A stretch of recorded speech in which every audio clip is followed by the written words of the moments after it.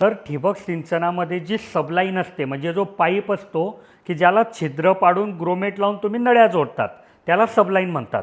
ती शेताच्या एका बाजूला टाकलं तर चालेल का?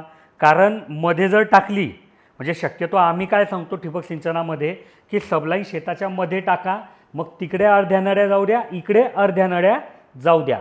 तर ती शेताच्या एका बाजूला भरपूर शेतकरी टाकतात, कारण त्यांना असं वाटतं की आंतरमशागतीचे कामं करत असताना ते अडत नाही.